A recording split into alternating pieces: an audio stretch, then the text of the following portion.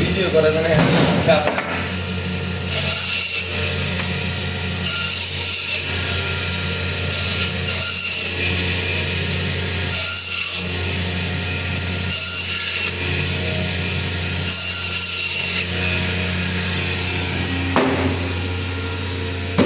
এই দেখেন ভাই সৌদি আরব মাছ কাটে হ্যাঁ